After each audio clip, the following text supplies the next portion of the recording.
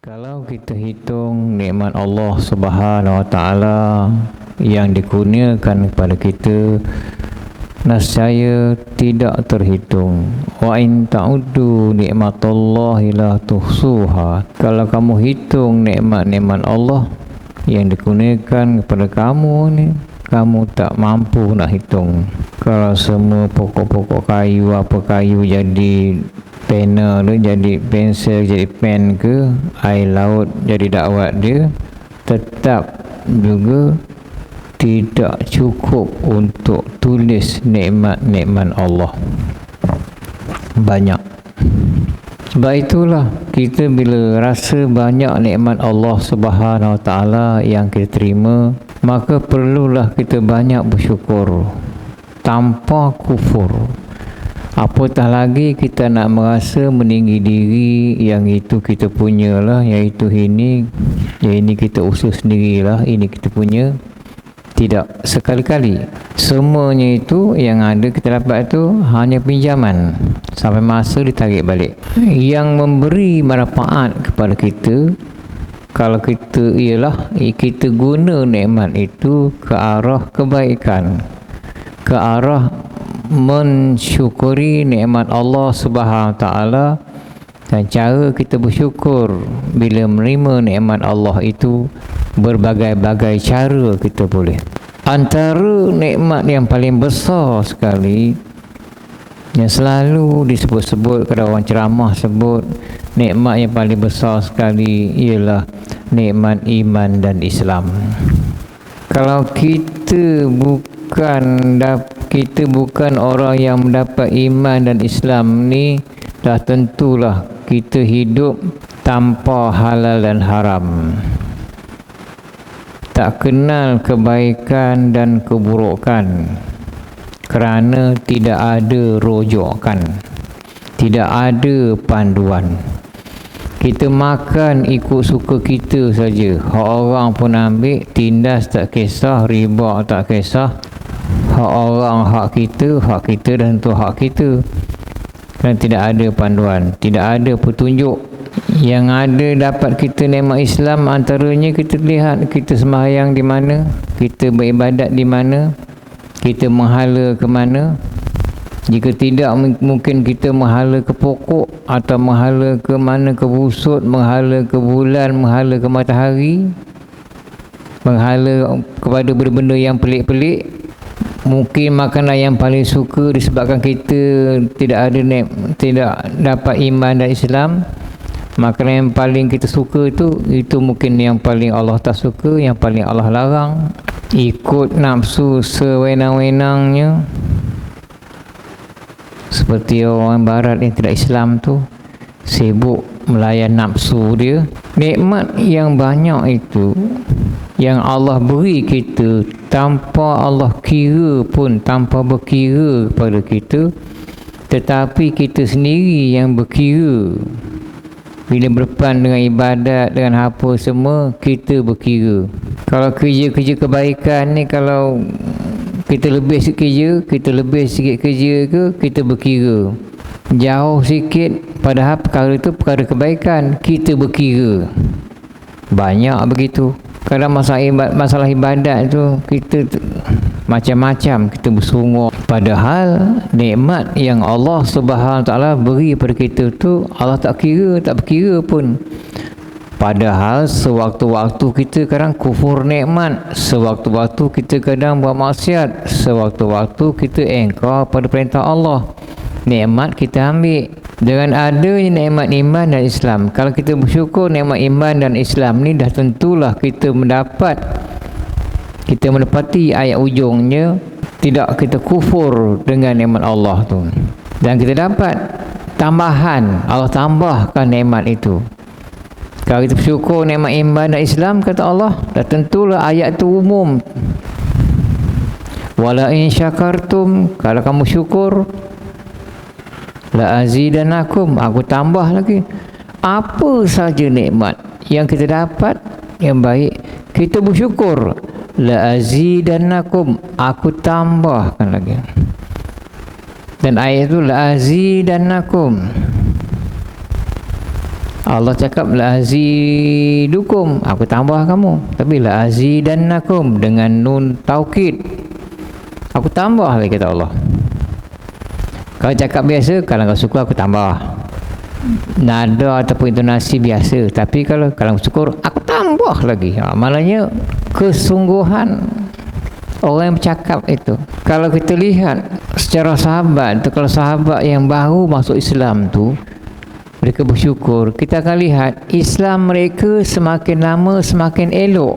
Kehidupan mereka tu elok dari semasa ke semasa. Apatah lagi dengan bimbingan Al-Habib Mustafa sallallahu alaihi wasallam. Kita baca sahabat tu masuk Islam, wa aslama wa hasuna islamuhu. Sahabat tu masuk Islam dan wa hasuna islamuhu, elok Islam dia.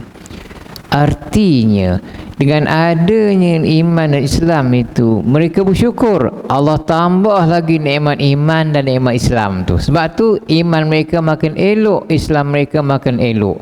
Maka persoalan sekarang ni, mengapa orang sekarang ni Islam mereka teruk?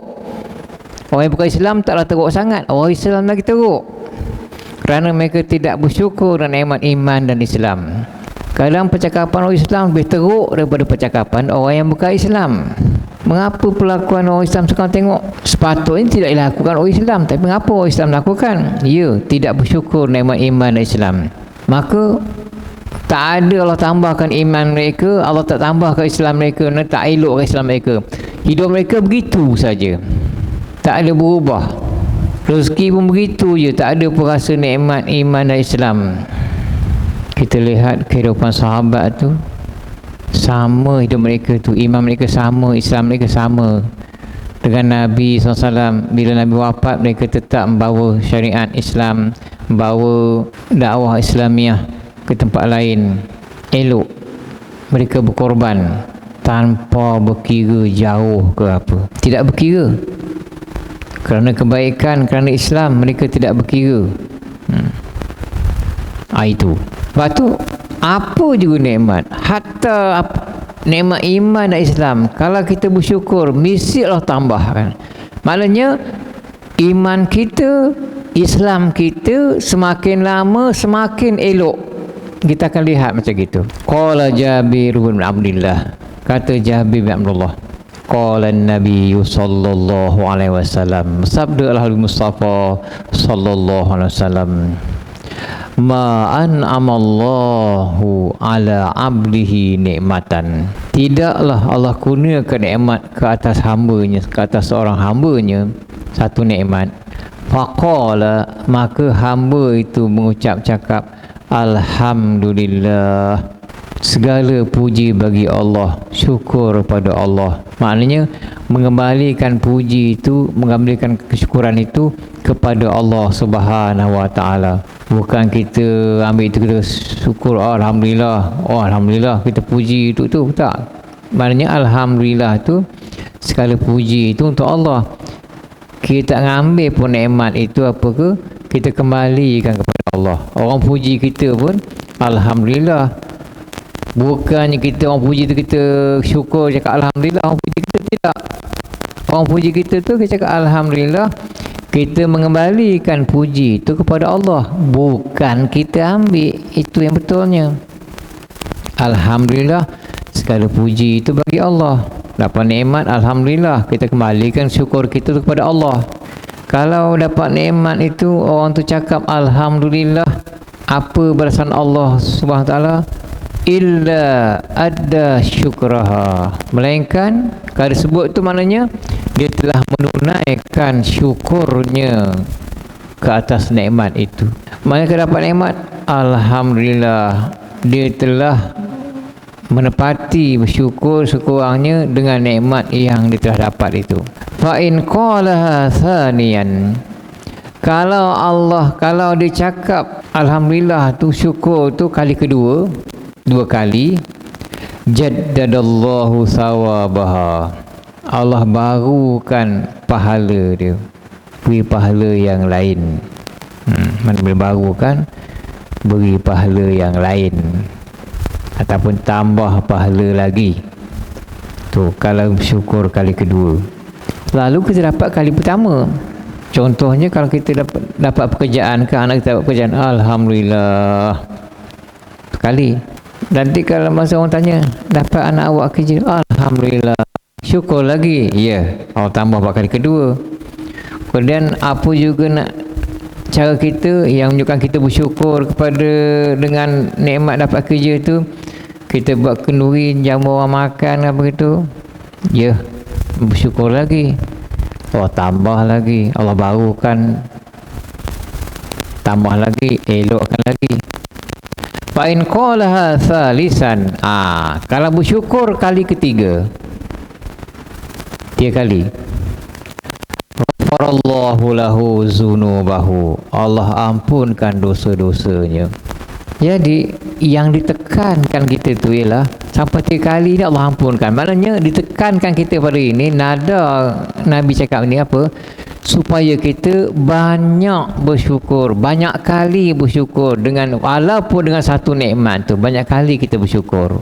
Sampai kali ketiga, ampunkan dosa-dosa. Kali kedua, barukan pahala dia, mungkin tambah pahalanya. Kali pertama telah menunjukkan dia telah bersyukur, dia telah menunaikan syukur dia kali pertama. Sampai kali ketiga, habis dosa-dosa dia. Maknanya besar balasan dia bersyukur. Itu dalam hadis ini menunjukkan bahawa Nabi suruh kita banyakkan bersyukur, berulang-ulang kali bersyukur. Waqala sallallahu alaihi wasallam, sabda lagi Al-Habib Mustafa sallallahu alaihi wasallam, ma an'amallahu ala abdin ni'matan, tidaklah Allah beri kurniakan nikmat atas hamba itu dengan satu nikmat, fahamidallaha alaiha, maka dia puji Allah ke atas nikmat itu. Dapat nikmat itu puji, dapat contoh dapat beli kereta baru, dulu susah dapat beli kereta baru, rezeki anak-anak dapat beli baru, bila bawa kereta je alhamdulillah saja, alhamdulillah. Sekali bawa kereta alhamdulillah dapat, alhamdulillah. Itu yang bagusnya. Selain daripada syukur ada kereta tu, bawa ke tempat-tempat yang baik, ke masjid dengan kuliah, untuk ziarah saudara mara, hubungkan tali silaturahim. Itu nikmat yang dapat dari kereta. Dia dapat ziarah kawan-kawan, dapat ziarah saudara mara, hubungan silaturahim, dapat ziarah besan dia dengan nikmat kereta tu. Kalau puji Allah, maka puji Allah, kalau puji illa kana zalika, maka sebab puji itu apa penilaian di sisi Allah SWT, afdalu min tilkal nikmati wa in azumat. Maknanya dia dapat nikmat banyak itu, dia bersyukur, maka sifat dia bersyukur itu lebih afdal lebih utama daripada nikmat yang dia dapat tu, walaupun wa in azuman, walaupun besar agung nikmat tu. Nikmat jawatan pengarah ke, ketua jabatan ke, nikmat yang paling besar sekali jadi ketua ke, nikmat gaji banyak ke, naik gaji, dia bersyukur itu lebih afdal daripada nikmat yang dia dapat itu, wa in azuman, walaupun besar nikmat tu. Jadi bersyukur itu lebih afdal. Qala an-nabi sallallahu alaihi wasallam, bersabda Al-Mustafa sallallahu alaihi wasallam lagi, iza an'amallahu ala abdihi nikmatan, apabila Allah kurniakan nikmat ke atas hamba-Nya satu nikmat, fa arada baqa'aha, maka hamba tu ingin nikmat tu kekal pada dia. Kalau kita dapat beli kereta, kita syukur dan nakkan kereta tu kekal yang kita dapat. Ataupun kita dapat nikmat apa, dapat beli tanah, rezeki, kita harapkan nikmat tanah tu kekal, kita dapat tanah tu kekal tangan kita. Fa arada baqa'aha, inginkan kekal nikmat tu di tangan dia ataupun terus kepada anak-anak dia. Fal yuksir, maka perbanyakkanlah min la haula wala quwwata illa billahil aliyil azim, rawahu Tabrani. Maka kalau ingin nikmat tu kekal, maka banyakkanlah sebut la haula wala quwwata illa billahil aliyil azim. Artinya bila kita dapat satu nikmat, bila kita mengucap alhamdulillah, sambung wala haula wala quwwata illa billahil aliyil azim. Orang tu umur 50 tahun dapat kahwin anak dara 18 tahun, alhamdulillah, la haula wala quwwata illa billahil aliyil azim. Kekal lah jadi bini dia itu. Maknanya setiap kali kita bersyukur, cakap alhamdulillah, sambunglah dengan la haula wala quwwata illa billahil aliyil azim. Semua yang kita bergerak, bangun saja dari tidur hinggalah tidur balik ke tempat tidur kita tu, mestilah kita melalui nikmat. Kita bangun aja, nikmat hidup semula. Bangun saja nikmat dapat bangun. Bangun aja dapat nikmat melihat, mata boleh buka, nyawa tak ambil, telinga boleh mendengar, kaki boleh berjalan, tangan boleh bergerak-gerak, mulut boleh bercakap, hidung boleh mencium. Situ saja dah tak terhitung nikmat. Boleh bernapas, alhamdulillah. Lepas tu bangun tidur tu, mula-mula sekali alhamdulillahillazi ahyana ba'dama amatana wa ilaihin nusyur. Segala puji bagi Allah telah menghidupkan kami setelah dimatikannya, dan kepadanya lah kita ini kembali. Dia aja alhamdulillahillazi, semua puji. Semua apa doa tu banyak digunakan alhamdulillah dengan puji Allah subhanallah. Naik kenderaan, subhanallazi sahkharana hadza, subhanallah. Keluar tandas, alhamdulillahillazi azhaba anil adza wa afani. Dia ajar kita bersyukur, dapat berak, dapat kencing. Ada orang tak boleh berak, tak boleh kencing, tak boleh keluar kencing, tak boleh berak, ada macam-macam. Bila keluar tu dia ajar supaya bersyukur. Keluar tandas, alhamdulillahillazi azhaba anil adza wa afani. Segala puji bagi Allah, syukur yang telah menghilangkan daripada sakit dan telah menyihatkan aku. Dapat buang air besar, dapat buang air kecil, dapat mandi sihat. Syukur hilang dari penyakit dan dapat sihat. Selesai makan semua, alhamdulillahillazi at'amana wa saqana wa ja'alna minal muslimin. Dia ajar bersyukur lagi. Apakah orang manusia macam kita ni tidak ingat? Banyak doa tu alhamdulillah. Dan kita berdoa pun mula dengan alhamdulillah, syukur dengan nikmat Allah. Begitulah dia ajar. Ingin nikmat tu kekal, cakap alhamdulillah. Asal menerima penikmat, alhamdulillah, la haula wala quwwata illa billahil azim.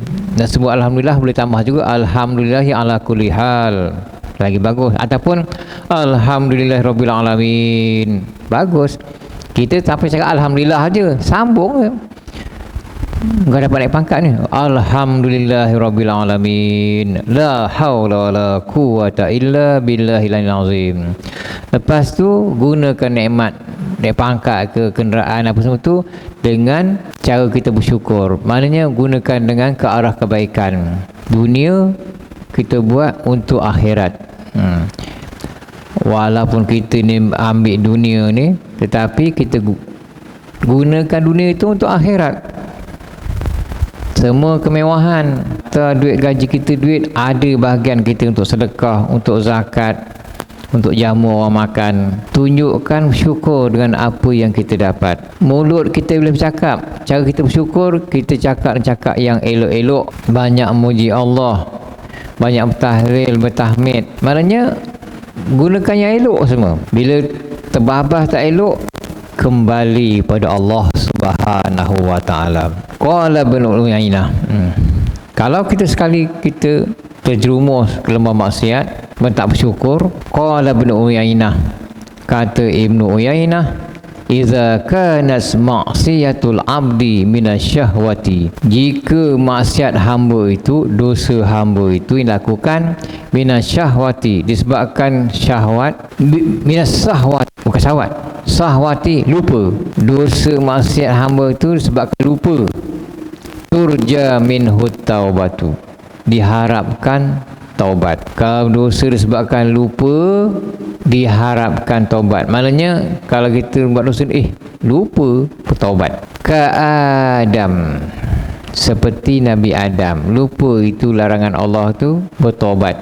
Wa in kanas minal kibri, kalau dosa itu, maksiat itu atas dasar kerana takabur, sombong, yang kita bahaskan pada yang dulu. Kalau maksiat itu atas dasar kerana sombong, takabur, fala turja minhu taubah. Kalau maksiat itu daripada sebab takabur dia, sombong, angkuh, tidak diharapkan taubat. Ka iblis, seperti iblis yang takabur, tidak diharapkan taubat. Maknanya teruknya sifat takabur tu, biar kita pelupa, dosa berupa, boleh kita kembali pada Allah Subhanahu Wa Taala. Ataupun sengaja tahu terdosa, kembali pada Allah Subhanahu Wa Taala. Tetapi kalau takabur, tidak diharapkan taubat. Walaupun tak diharapkan taubat, kenapa tak diharapkan taubat? Itu adalah takabur tu sifat iblis. Kita manusia ya, pelupa. Insan asal nasia PL dia, pelupa. Dinamakan insan tu kerana pelupa. Bila lupa, kembali pada Allah. Tapi kalau takabur, tidak diharapkan taubat, seperti iblis. Kerana orang yang pertama sekali takabur, yang mencontohkan takabur itu iblis. Orang yang pertama mencontohkan membunuh secara zalim ini, kerana orang yang dibunuh tak bersalah, ialah Qabil.